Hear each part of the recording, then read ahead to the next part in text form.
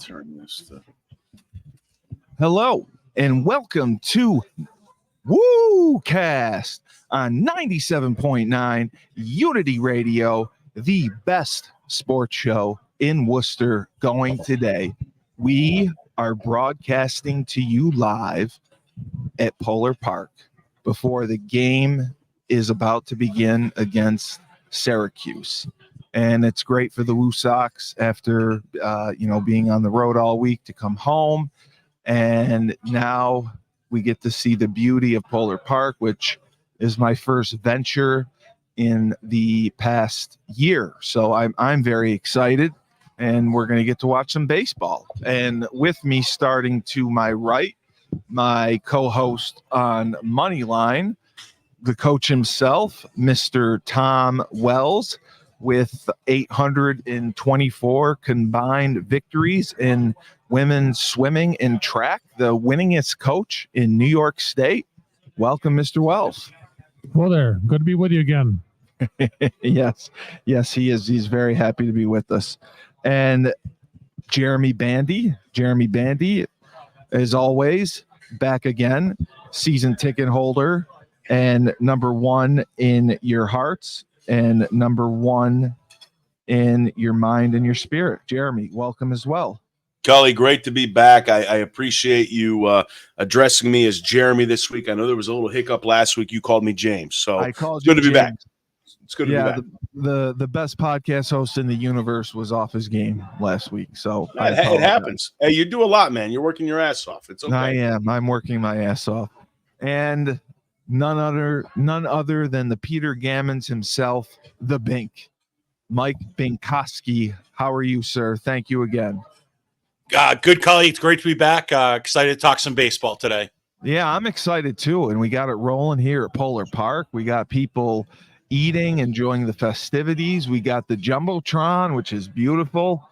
I mean, the stadium really is in perfect placement in downtown Worcester. As Tim Murray alluded to, the renovations that Worcester has been going through. He wasn't joking, and I would like to start with Coach Wells, with Tom Wells. Being in Worcester and seeing everything that's going on, it's kind of has a little bit of a different feel to it, wouldn't you say? Well, I don't know what I was expecting, but this is brand new and bright, and they got all the things necessary to keep the fans in place. And then, by the way, there's a ball game going to happen soon. Yeah, exactly that. There's going to be a ball game that's going to happen soon, and we're excited to have some fun. But we are going to recap the week that Worcester had. They were finishing up with Wilkes-Barre Scranton, or the Scranton Wilkes-Barre, the Rail Riders, and they made their way to Syracuse. I believe the last game against Wilkes-Barre Scranton was, or Scranton Wilkes-Barre was a loss. They took it on the chin a little bit. Well, not really taking it on the chin, but 5-7 loss. And what's disappointing, they scored runs all the way through. Syracuse, 2 runs in the second, 2 runs in the third, and then it was the 8th inning that really sealed the deal for them. And unfortunately, it's what we've seen happening game after game, week after week. Is the Woo Sox will start fast, and unfortunately, near the end, they tend to fall off. But you look at the hitting, Chase Mydroth, 2 for 5, 2 RBIs. We had our man Nick Sogard had a hit. Yeah, he was 1 for 5. Nick York was 1 for 5 with a run scored. And then there was our man Alvarez playing center field. He was 2 for 4. And scored 2 runs. The strikeouts, I believe we had 5, 6, 7. We had 6 strikeouts on the day. But, Jeremy, what were your thoughts on this game? I know you had gone the night before, I believe. Was it the night before that you attended? Well, no, they were at Scranton. They were in Scranton. Okay. Yeah. So what stuck out to me was our guy did not have his best stuff. Richard Fitz, he went 5 innings, 7 hits, 4 earned runs. Just and again, and we're going to talk about it, the whole recap of this week. I don't know if he's a little off right now, because again, last night, not to jump ahead, we were at Polar Park, and he pitched on the 4th. What a cool situation to be able to pitch on Independence Day. But again, same thing, was really good early, and then the wheels just kind of fell off. So it's good to see the bats, come to life. Yeah, of course. A lot of guys doing good things from a batting standpoint. You continue to see those averages rise. We're going to talk about him here in a later game, but this York kid is the real deal. But just a little disappointing that our guy Dick Fitz didn't have a better start, a better outing. But hey, Scranton, I think, was either 1 or 2 after the first half. Yeah, they're a good baseball team. They're pretty good.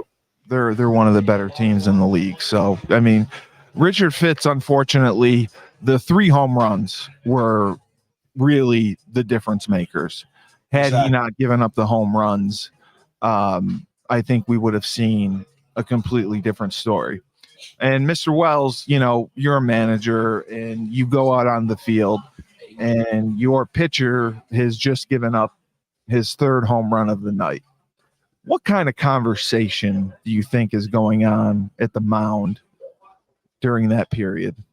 Well, it'd be very easy for me to give him the old Leo DeRocher, stick it in his ear type of thing, but they don't do that anymore, and it won't do any good when you do it. So, hey, you give up a couple of shots. Look, at those guys are trying just as hard as you are. They put their pants on. In all probability, he gave up a few shots that were balls pitched right down the middle. And what are you going to do, right? No, I hear you. And it's and Bink, it's disappointing to me, because the pitching staff overall, especially the relief pitching, has typically battled back, shut things down, and managed to bring on victories when they have been down. They have been able to stop the bleeding, and the team comes back and wins. Unfortunately, we didn't see that here. Going in, Bobby Dalbeck had 2 men on base with 1 out, and he strikes out when that was a chance with the game tied at 2. And everything could have been blown wide open. Instead, it was not. And then you look at the bottom of the 3rd for Syracuse, Ramirez homers, and it's a 2-run shot. And just like that, Worcester's down 4-2. So, Bink, what are your thoughts on the pitching and, the rotation and especially the bullpen? Yeah, I think the thing that stands out to me is Jeremy said, Richard Fitz did have a tough start, but they were still in the game. Romano came on. Pitched 1 inning, struck out the side. Hageman came in the next inning, did the same thing. And then Cam Boozer definitely struggled in that 8th inning. Gave up 4 hits, 3 runs, 3 earned runs. That's kind of disappointing to see, because that was a guy who did get called up and pitched pretty well for the Red Sox, and then got sent down and got shelled in this game. So that's definitely disappointing as a fan, but for him as a player too, that's got to be very, very frustrating. And Bandy, John has brought up the fielding has been atrocious, and the statisticians have been generous with handing out the errors. Errors around, Wilkes-Barre, Scranton, 3 errors. We had an error. We probably should have had 2 more. Do you think the difficulty becomes in the field when you have guys playing multiple positions and they just aren't getting comfortable? Do you think that plays a factor in it, or is it just laziness, or is it just I'm focused on how I'm going to do at the plate? Yeah, no, I don't think laziness is it. I truly believe you hit it right on the head early. So many guys, and this is, even though Muchacho and I have been season ticket holders since the park opened, when you really like dive into it and you study the team and you see these guys playing multiple positions, I mean, it's hard, right? Baseball's a hard sport, and there's so many little nuances that go with it. But it'd be interesting to look at season statistics, and I might pull it up here while we're sitting here. God, the Woo Sox have to be top 5 with errors on the year. I mean, it's every game something happens. Yeah, and they're really struggling. Yeah, no, for sure. And Mr. Wells, it's the same thing. They have errors multiple times during a game, and they do it at critical junctions. And it's at the end of the game when they have an opportunity to come out with a victory, and they're not finishing.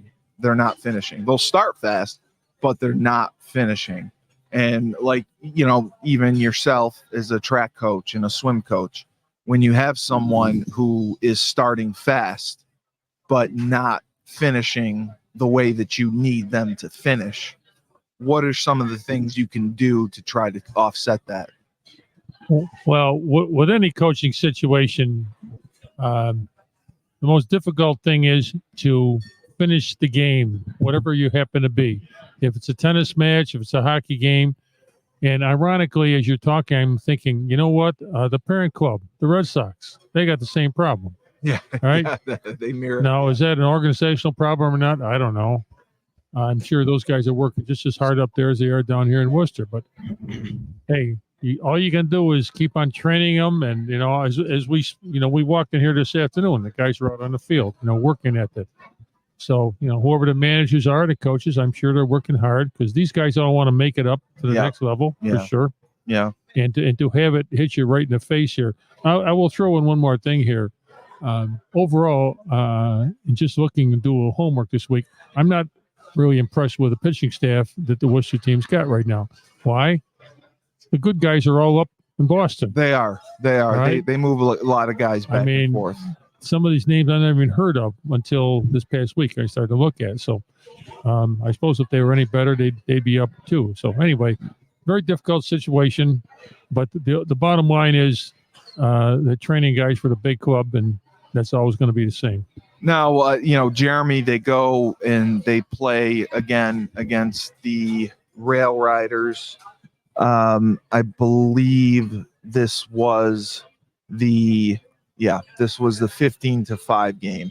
And this is the reason that Worcester leads the league in runs scored, the run differential compared to the other teams. You'll see these 2-0 games or 5-7 games, but then all of a sudden they'll bust out 15 runs, 16 runs. And, the consistency, if they could just spread them around to some more games and get those runs equally, you'd see more consistency in victories. And I would just like to say, looking at the stats, Chase Mydroth, again, 5 for 6. He scored 2 runs. He played an outstanding game. Nathan Hickey, he DH'd. He was 2 for 4. He scored 2 runs. Bobby Dahlback, 3 for 5 with 2 RBIs, 5. And a run scored. So they're starting to get the bats going on certain nights, and then on certain nights it's like I don't know if they're there at all. And Matthew Lugo also had a great night. 3 for 4, 3 runs scored, 2 RBIs. It's just wow. And Tyler Heineman, he had his 3rd home run on the year at the bottom of the 5th. And Mark Contreras also had another home run, his 4th on the year. So we're seeing the potential, but the potential doesn't do any good unless it's consistent and unless it's there every night. So looking at this game and just seeing the potential of how dominant the Woo Sox could be, Jeremy, what were your thoughts? Yeah, no, it's like we say every week. It'd be great if they could, win this game 8-5, and then take those other 7 runs and use them in these games that they lose 2-0 or 4-3. But listen, we know from, and Coach hit it right on the head. There's been more transactions again this year. I think they might be on record to break the record they broke last year with the most transactions between the big club and AAA. But these guys like Bobby Dahlbeck's the greatest 4A baseball player we've ever seen, right? And he is awful with the big club, but in AAA, man, he can go, and he's a really good player. And a lot of these guys, Westbrook was up, and Heineman's been up, Contreras has been up, like every guy we go through on the club. But I think we talked about it weeks ago, and it was right around kind of when summer break started here for teachers in Mass. Having watched the Red Sox a little bit, the clubs are spitting images of each other. Look at the Red Sox recently, right? They've gone on an unbelievable run. They've got the best winning percentage since the break, or since July 1 or June 30th, whatever the hell it is. The Woo Sox aren't much different. Like some games, they're world beaters. Other games, it looks like they haven't played baseball ever in their life. And Bink, I would just like to put it out there that my guy, the Mustache Man, Mickey Gaspar, he played first base, and he had 5 RBIs on 2 for 5 hitting, which is very, very impressive. Do you think that the Mustache Man will see more time? Does he rank at all as a top prospect, or is he just a guy that's happy to be on the roster? I think they see potential in him. He was a call up from Portland earlier in the year, so he's making his way up, single A, double A. Now he's in triple A, having some success in his limited at bats. He's hitting 429. Right. As you said, he's not an everyday player, and doesn't get probably the playing time he wants. But if you keep hitting and you have a hot bat, it's tough to keep a player out of the lineup. If you're a manager, you want that hot bat in the lineup. So I think I think he hasn't reached his ceiling yet. It's still growing. Right. No, exactly. And looking at the pitching, Gambrell went 3 2/3. He gave up 3 runs, 3 earned runs. He struck out 2. And Bink, I wanted to ask you about this pitcher, Keller. I don't recall hearing him mentioned very often. He's 2-1 on the year. Has he been moved up? Is he a new addition? What's his story? I think they picked him up off waivers. Oh, they did. Okay. Yeah, he was. I believe he was with the White Sox, and the White Sox DFA'd him. Then when he was on the waiver wire, the Sox picked him up. Because he is a guy who has major league experience. So I think the Red Sox hope he can find that stuff that he had when he was in the majors. Well, here's my comment: if you can't pitch for the Chicago White Sox, what good are you? Sorry, Mr. Keller, you can't pitch for the White Sox. Come on. Yeah, sure. Love it, Coach. Love it. I agree. The worst team in the AL Central. You know who the best team in the AL Central is, Cully? I don't want to say the name, but the Cleveland team. The Cleveland Indians. Sorry. They'll never be the Guardians. We've been through this. The Cleveland Guardians are the best team in the league. But, yeah, another, a big win for Worcester to close out the series. And then it was on to good old Syracuse. And Syracuse is rolling. Syracuse is 50-31 on the year. So it was not a small task, but Syracuse is a few hours short of the drive to Buffalo. So maybe that helped. Maybe that made a little bit of a difference. We at least hope so. They won at Syracuse 5-3. It was a slow start. Third inning, they scored 3 runs.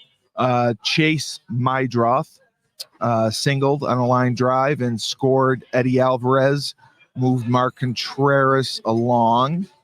And then Jamie Westbrook hit a double and scored Chase Mydroth and Nick York. And Worcester was up 3-1. So it was good to see a strong third inning. And then, they added a few insurance runs in the 8th. The pitching was much better. The 1 run in the 2nd and the 1 run in the 2 runs in the 5th. The 1 run in the 2nd was from Syracuse. Mike Brousseau hit a home run, his 9th on the year. But otherwise, the pitching did look a little bit better. Hageman and Campbell pitched the majority of the way, and Shugart got the win, his 4th win on the year. And Lutke got the save. Lutke got the save. But, Mr. Wells, we got to see at least some consistency in the hitting and, the runs scored. They had a big 3rd inning. They added some insurance in the 5th, and the pitching from the 5th inning on was flawless. No runs. No, and more, most importantly, only 1 error, which for Worcester is good. Lutke leads the team, I believe, in saves. Shugart and Fitz are the team leaders in victories. But you got to say that seeing the bats come alive a little bit made a difference. And whenever you play on the road, regardless if it is Syracuse, New York, it's never easy. Well, first off, the old rule in major leagues and AAA, if you score 5 runs, you should win. Simple. That's it. If you score 5 or more, you should win. That means your pitching's got to hold up and all that. So as you're recounting all these scores here, that seems to be the common thread. 5 runs are better. If your pitching doesn't hold up, you're going to get crushed. And that game against Syracuse, it held up. Good for them. And again, my Peter Gammons, the Bink, Jamie Westbrook, I mean, they just threw him at third base. Third base, outfield. Nico Cavadas was back. He was 1 for 4. He did have 2 strikeouts. Lugo's been playing well. He was 1 for 4. But again, see, it just baffles me. Why does Jamie Westbrook need to play third base? Can't we just leave him in the outfield? We only have 3 outfielders. And I understand that they need to rotate positions. But couldn't they have kept more outfielders instead of the 3 that they have and playing guys out of position? Yeah, I think that might be something from the major leagues. They wanted to get more time in the infield because the Sox the parent club, the Red Sox outfield is pretty stacked. I mean, Duran's having an all-star year. O'Neal's just smashes, hits homers. You got Ref Schneider. Alvarez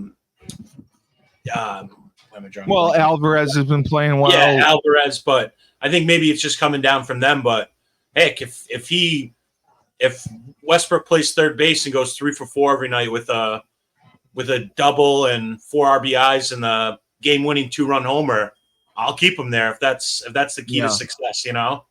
Unfortunately, my favorite player, the Mustache Man, Mickey Gaspar, he DH'd and went 0 for 4. So they tried to give him more playing time, and unfortunately, he did not deliver. But when you're looking at Shugart, you're looking at Lutke. 2 innings for Shugart, he gets the win. Lutke comes in, locks it down. Do you see a future with them even this year, or do you think it'll be more down the line next year? I think for those guys, I think it's more down the line next year. Yeah. I don't see him this year. The Sox are pretty much set on who they have in the bullpen, and guys are developing their roles. So I think next year, and down the road will be their chance to shine. Jeremy, do you think a guy like Lutke would have a chance to be a middle reliever for the Sox more so than a closer, or do you see him strictly as a closer? No, I think he has the ability to do both. I don't necessarily know if he is like the, Mariano Rivera, I'm closing games out. That's kind of been his role for the Woo Sox. Right. But I think he has the ability to do both. Right. He's a guy that's played like Major League Baseball. Like he's been with multiple teams and has played a lot of baseball with big clubs. So, hopefully he can get his stuff together because, as we know, the big club needs as much help as they can get. So we look at the next game. What a surprise. Worcester 16-4, a big victory. They started fast again. 3 runs in the first inning. Nick York homered and scored Chase Mydroth and Nick Sogard. So that's so important. That's so important to build that momentum. Van Bell got the win. He's 3-2 on the year. That's huge. The rotation is at least starting to take shape. And then you see just an explosion in the 7th inning. But I also have to point out at the top of the 5th, the Mustache Man homered on a fly ball to center field, Mickey Gaspar. So the Mustache Man is earning his keep. And I want that known. And if I can, I'm going to go down and try to get his autograph. But what do you, Mr. Wells thinks it's funny that I want the Mustache Man's autograph. I will blow that up and put it on my wall. I'll take a bro picture with him. But it got the 5th inning going. I mean, that was the inning where they scored the 7 runs. Jeremy, what were your thoughts here? I mean, it's huge. The 3 runs in the first, 7 runs in the 5th. Sogard 3 for 6. York 3 for 5. Bobby Dahlback 4 for 6. Mickey Gaspar, the Mustache Man, 3 for 5 with the home run. And Lugo 2 for 4. Nico was 1 for 3, and Alvarez was 1 for 5. So everyone, the only person who didn't get a hit was Jamie Westbrook, who was the DH. So you got to be happy with that. Oh, absolutely. This was a game where it must have looked like a beach ball was coming down, from the pitcher every time.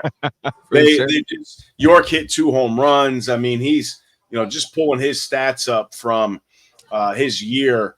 I mean, he was doing a great job in Portland at the AA level, batting .251. I mean, he's hitting .323 right now at AAA. He's getting to that point where he's got 96 at bats. He's the real deal, man. We say every week, like, that's the guy that pops, like when we review these games and the success that he's had, and he's the real deal, man. I'm excited to again watch him tonight, and haven't seen him last night. Last night wasn't their best effort, but again, it goes back to the same word we've said a million times, right, Cully?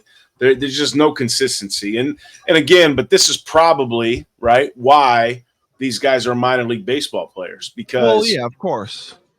Listen, all it takes is if you can get a hit every 3rd at bat, you're a Hall of Famer in baseball. You're a Hall of Famer, right. But it's just like that's the challenge, though, right? It's one of the hardest skills in the world is to hit a round ball with a round bat.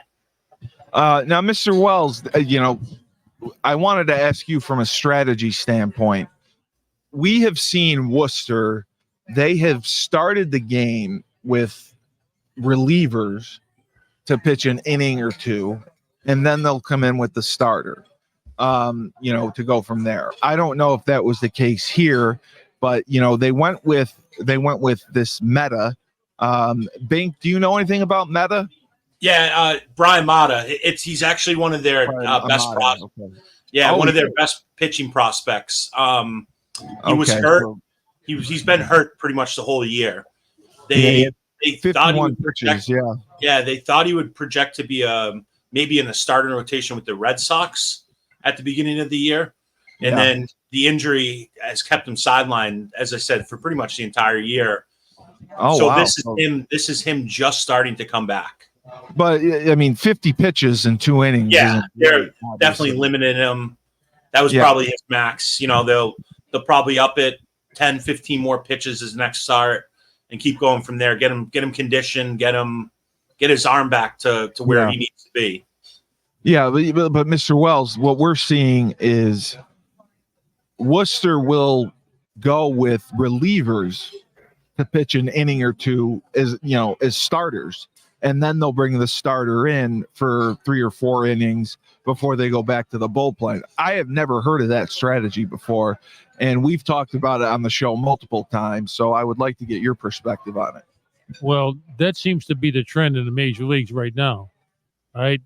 You pitch. It's really? Oh, yeah. It's a new day and age. Oh, wow. If you got a starting pitcher that can go 6 innings, you're in heaven. Okay? If the starting pitcher gets knocked around and he doesn't make it to the 4th or 5th inning, then your bullpen's got to take over.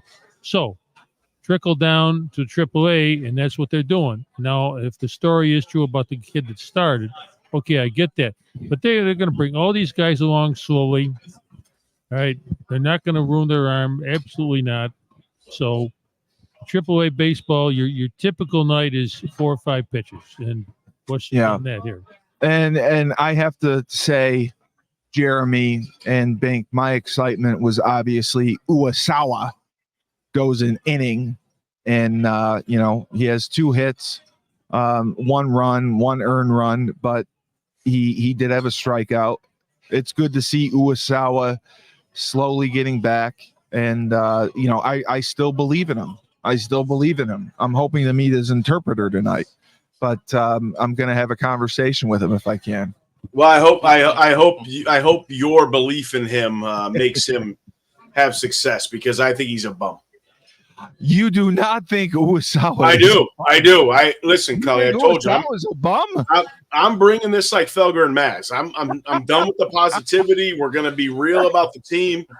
Ever since he got called up to the big club, he came back down and he can't handle it. Like he is in an emotional dumpster fire. That's what I'm calling it. An emotional dumpster fire. Okay. I'm calling over a fan right now. Come right over here, sir. I would just like to get your thoughts. What is your prediction for tonight?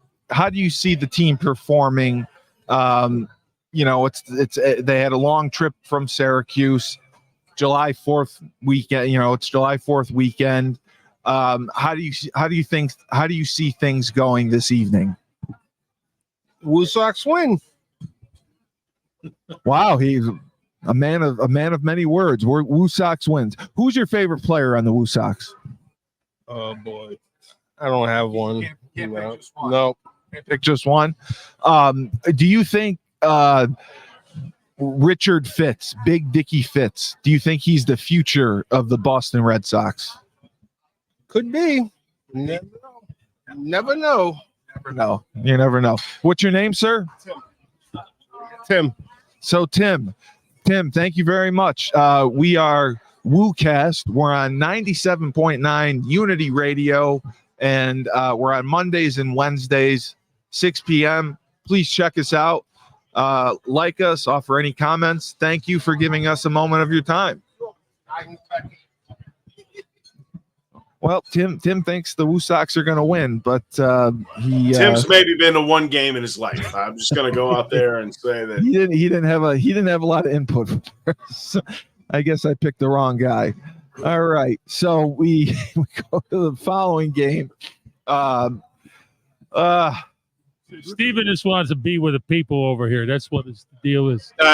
Coach, people up here. People are impressed. They think I'm a somebody because I have a microphone in front of me and everyone's staring at me. I kind of like it. So go Coach, ahead, Jeremy. Cully loves the people. He's a man of the people. After spending the weekend or the Saturday with him at Saratoga, he is a man of the people. I am a man of the people. And yes, he did pick the wrong person in here to have a chat with. I think the guy said 8 words when he was here. Yeah, a man of few words. But if he's right, Worcester wins. Who's your favorite player?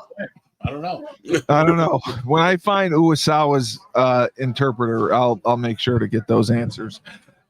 They come back to earth the next day, an 8-6 loss to Syracuse. You know, they battled. They were down 3-0. 5 runs in 7 innings. Yeah, I know. They were down 3-0. Then they fought back. Second inning, 1 run. Third inning, run. Fifth inning, run. Sixth inning, run. Seventh inning, 2 runs. They're in the lead. And then what happens? The bottom of the 7th. Syracuse decides they have had enough of our lovable Woo Sox. And they take complete control, unfortunately. And that made the difference of the game. That made a difference of the game. Let's see. Mike Broussard, he singled. He scored. Luke Ritter, Pablo Reyes, Carlo Cortez, he singled. He singled on a ground ball to Nathan Hickey, which apparently was an error. Moved the runners over. And somebody scored, and Worcester's up. So Worcester's still up 6-5. Bases loaded, 2 outs. Yolmer Sanchez singles on a ground ball to center field. Pablo Reyes scores. Mike Brusea scores. Carlos Cortez the third, and it's now 7-6 Syracuse. And on top of that, Hayden Senger doubled, and to left fielder Nick York and Carlo Cortez scored, and Worcester ends up winning, and Worcester ends up losing a tough one, a real tough one, and it's just disappointing. They had runners and score. I mean, they had a runner on base. Nico Cavadas walked. They had no outs. Tyler, the man, Heineman at the plate. And what does he do? He grounds into a double play. And now there's 2 outs, and the sales are completely gone out of Worcester. That's disappointing. That's disappointing to see. That's very disappointing to see. Tyler Heineman, who also catches. But, you know, the pitching, obviously Alexander started 5 innings, 3 runs, 3 earned runs, 4 Ks, 1 home run. He made that one big mistake. And then Romano comes in, and then Boozer ends up taking the loss, pitching an inning and a third, giving up 5 hits, 2 runs, 2 earned runs. Coach, I mean, Mr. Wells, you see this, you fight to get back into this game, and you do, and you take the lead, and then you give 3 runs in the 7th. That's just got to be disheartening. I don't think Boozer will be up with a big club for a long time. No, not for sure. But I mean, but how do you explain? You got runners in scoring position, runners first and second. You got the bases loaded. Tyler Heineman comes to the plate, top of the 9th, grounds into a double play. Well, that was the ball game right there. I mean, my God, it was a different story. My God, Jeremy, what were your thoughts on this outing? Yeah, no, it was disappointing. Boozer was so hot early and, got the call up to the big club and was doing so well. And then, baseball's it's a mental thing, I think sometimes. Well, it's streaky. I mean, once you get in a slump, it's tough to get out of. It really is tough to get out of. And that's disappointing because Syracuse being probably the top team in the International League, they played them well. I mean, they played them tough, and they showed their mettle, and they showed that they're capable of being at the top of this division.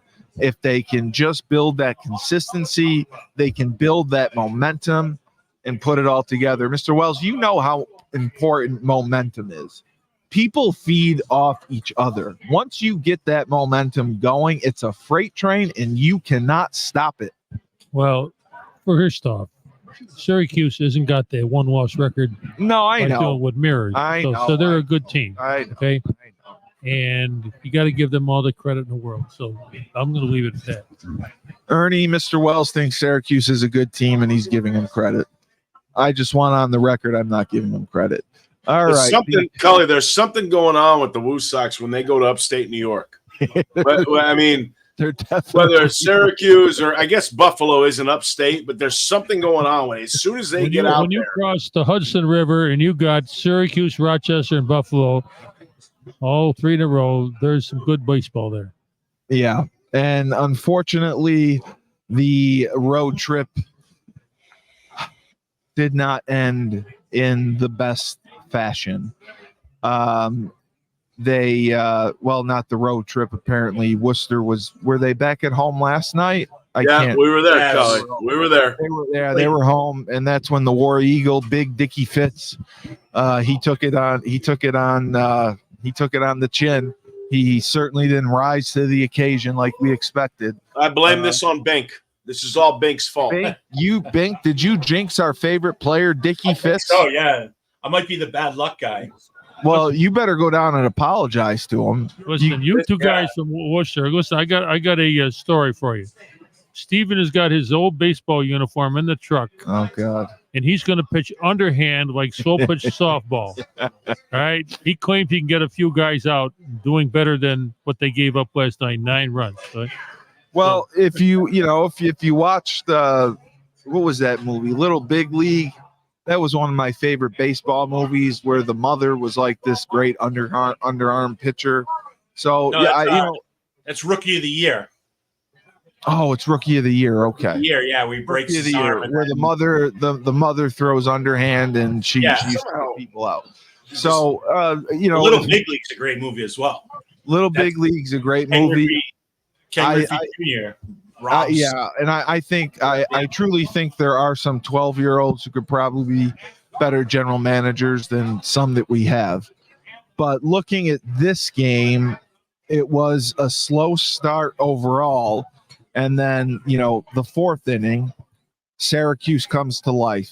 Yomar Sanchez homered, and, it was a 3-run shot. A 3-1 shot. Pablo Reyes scored. Carlo Cortez scored. Syracuse is up 3-0. You look at the top of the 5th. Luke Ritter hit a triple on a sharp line drive, and Ryan Bannon scored, and Syracuse is now up 4-0. Ryan Bannon homered at the top of the 6th. And another 2-run shot. Sanchez scored. So whoever's in the front office in Boston, maybe they should have signed Rylan Bannon because he seems to be a force to be reckoned with. And Jeremy, if you look down the list, just the box score of this game, Worcester had 4 hits overall. 4 hits.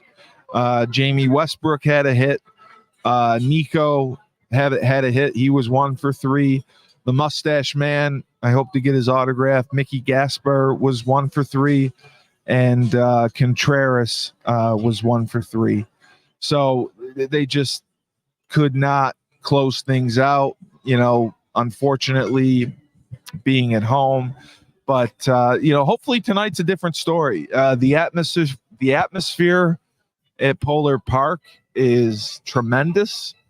There are so many diehard fans. I might try to find a Triple X Uwasawa Fitz or Dalbeck jersey. Love it. Yeah, I mean, we got to support them. You got to support the guys you love. I just wanted to see. Okay, so Fitz. I mean, he was leading the team in victories. He was 5-2. He ended up taking the loss here, 5-3, 4 innings, 5 hits, 3 earned runs, 6 strikeouts at least, 6 strikeouts. Shugart comes in, 6 hits, 5 earned runs, and then that's pretty much all she wrote.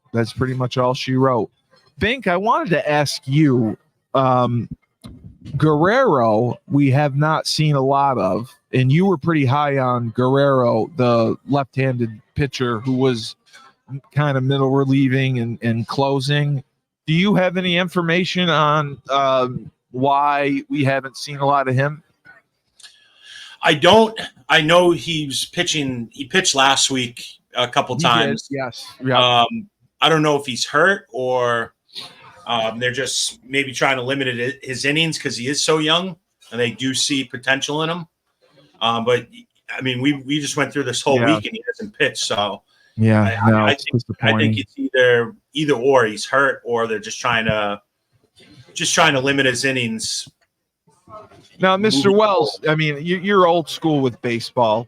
The thing that has troubled me is, and it's not just with Worcester, it's with many teams in the International League, they are going 4 to 5 deep in a game with pitchers. When it used to be the days of a starter, maybe a middle reliever and a closer, they go 5 pitchers. Every night it's 4 pitchers at least. Where do you think that mindset comes from? Is it overall just analytics and we're going to do what we have to do? There's a bigger story here with all the elbow and shoulder injuries that are happening in Major League Baseball. I had a discussion with a friend of mine 2 weeks ago that all these pitchers are being asked to do is throw the ball as hard as they can throw it. As hard as they can throw it. Wow. And the human arm and shoulder and elbow is not made to do that. The Nolan Ryans, how he ever did that was with his training. Those days are absolutely over. So you're asking the best pitchers in the major leagues, when they get up to about that 80 pitch mark that they're all being watched with a microscope, how much farther can he go? And as soon as he walks somebody or gives somebody a hit, they're out of the game. Yeah. And they're still having all these injuries still. So I think there's a lot of smarter people than us trying to figure out what's gone wrong. Oh, we have a young fan coming over here. All right, hold on a minute. Come over this way, guys. Come over this way. Hi. Hi. Here, put this on. So what's your name? Oh, boy. Jacob. Jacob's here. Jacob, what is your prediction for tonight? Do you think the Woo Sox are going to win? Yes. Yes. Can you tell us who your favorite player on the Woo Sox is? This is actually my first game. This is your first game, but have you seen them play before? No. Never seen them play before. So they're going to get a victory, and it's going to be dedicated to you. You know that, right? Yeah, I think so. Jeremy, are you a baseball fan overall? No, not really. I don't watch baseball. You don't watch baseball, okay. What sport do you like? Soccer. Soccer. You're a soccer guy. Good. Well, that's good. The Olympics are coming up. I'm sure you'll enjoy that. So you predict the Woo Sox will win tonight. And after the game, I'm going to ask you who your favorite player is. So I'm going to give you 9 innings to decide who your favorite player is, okay? Okay. Okay. Well, thank you so much for being with us. We're on the radio, Jeremy. This is a show called Woocast. 97.9 Unity Radio, Thursday nights and Friday nights at 6 p.m. So if you want to hear yourself on the radio, 1 second. My name isn't Jeremy. It's Jacob. I know it's Jacob. I was talking to Jeremy, who's on the show. But Jacob, we're on Thursday nights, Friday nights, 6 o'clock, and I'll make sure you'll get to hear yourself because you're such a big fan. my mom is a big fan. Oh, do you want me to ask her? No. I just wanted to thank you for coming to the game, and I hope you have a lovely night. Thanks. All right, you take. I hope you do too. Thank you. You're a very polite young man. Thank you. And you have an enjoyable experience. All right. There's a kid. All right. And what is your name?